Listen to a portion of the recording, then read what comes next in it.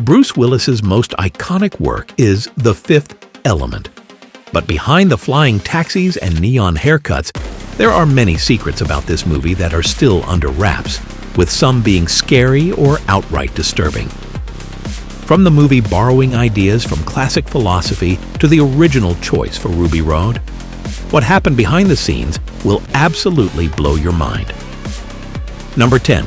Leon the Professional. Well, what does the assassin babysitter have in common with The Fifth Element, you ask? Well, if it wasn't for the success of the former, the latter would have never happened. Leon the Professional is directly responsible for the shooting of The Fifth Element. Luc Besson, the director of both films, had the idea for The Fifth Element for the longest time, but wasn't able to pull it off because of budgeting constraints. He instead ended up directing Leon the Professional instead, which ended up becoming an international hit, which gave him the green light from many studios to spend as much money as he needed on this artistic dream of his. Number 9. Inspiration from France. The Fifth Element might seem like a campy and borderline parodical spin-off of American comics, but what people don't realize is that The Fifth Element is actually Luc Besson's take on many of the French comics that he grew up reading. As a teenager in the 70s, Luc Besson grew up reading many of the comics of his homeland, like Bande dessinée and many other sci-fi titles by prominent French comic artists like Jean-Claude Mézières and Jean-Mobius Giraud. Besson was so inspired by their artwork that he hired them for the initial sketches and storyboard work. But it eventually led to lawsuits from other editors and artists who believed that Besson had plagiarized their work. Number 8. Recreating Plato's ideas. It may sound a little crazy, but The Fifth Element in essence absorbs ideas from classical philosophical ideas from the likes of Plato. But what's even more amazing is that Luc Besson also never realized this till his father told him about it. One of Plato's greatest thought experiments was that he believed that the classical elements of fire, earth, wind, and water came together to form an element higher than that of the four individual elements.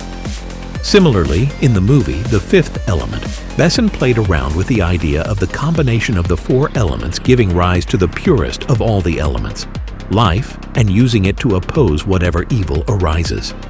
Number 7. One crazy budget. Besson knew for a fact when he got the idea for this movie in his head that he would require a studio that wouldn't shy away from handing him a big fat check. But of course, being a relatively unknown director, no studio was willing to shell out the amounts Besson claimed that he needed for this movie. But with the success of Leon the Professional, Besson's insane budget was finally approved, and a huge budget it was indeed. Just to put it into perspective, the movie ended up going over $70 million. The only other movie to match this insane budget was the sequel to Jurassic Park, The Lost World, which was released the same year. In today's standards. Number 6. Impossible music. The Fifth Element was truly ahead of its time, with the movie being set in the 23rd century. Besson really visualized what life would be like in the far future. What would food look like? What would the world be up to? And most importantly, what would entertain the masses of the future?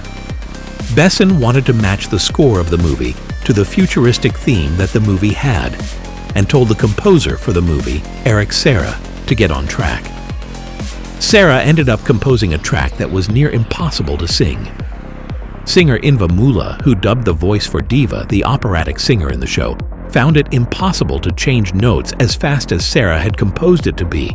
So the singer had to sing the notes individually, and it was pieced together in the final edit to create the now famous diva opera moment. Now, before we head into the top 5 facts and the surprise at the end, make sure to drop a like so that we know you were here. Number 5. What year is it again? The Fifth Element is one of those movies that is so wacky and comical in essence that it's difficult to really tell if it is an alternate reality of the present or the future. There are many moments in the movie where one might feel a connection due to the familiarity of what's happening, and most of the time otherwise, the viewer is left completely baffled. This brings us to the biggest problem fans of the movie have. No one seems to be able to agree on which year the movie takes place. While the first scene is specifically set in 1914, the rest of the movie has conflicting dates, with Korben Dallas's alarm clock saying it's 2263, while the book maintains that it's the year 2259. Additionally, the explanation on the back of the DVD says it's 2257. Number 4. Jean-Baptiste Emmanuel Zorg. Hates it. The antagonist of this neon fiesta is a character named Jean-Baptiste Emmanuel Zorg, an evil megalomaniac who is hell-bent on bringing on the destruction of the world through the great evil that arises. The character was played by none other than the master Gary Oldman.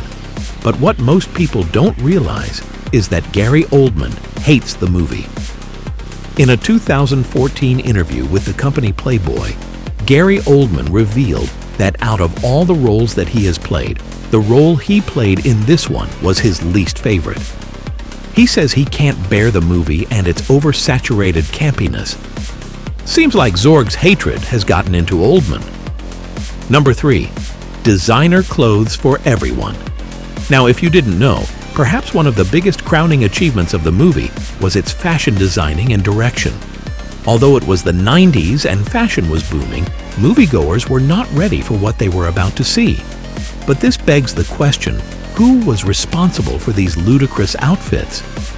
Well, it's none other than fashion maestro Jean Paul Gaultier. Gaultier had taken on the task of clothing everyone on set, and by everyone we mean absolutely every single person on the set. If a person was in a shot, Gaultier would walk up to them, make sure his masterpiece was in its full grandeur, and only then allow the shot to be taken. He was so careful with his designs that he would even go through hundreds of extras, making sure each of their dresses was perfect. Number 2. The most extra premiere. Now, if you thought the futuristic grandness of the movie ended on set, you'd be wrong, because the premiere of the movie was just as crazy as the movie itself. While many people often just host a screening of their movie, Besson decided that it just won't be enough for his magnum opus and went all out. Besson, in addition to the screening, also set up a futuristic ballet for invitees, a fashion show by Jean Paul Gaultier, and even fireworks. It is reported that Besson spent anywhere from $1 million to $3 million on the premiere alone. Number 1. Never crossing paths.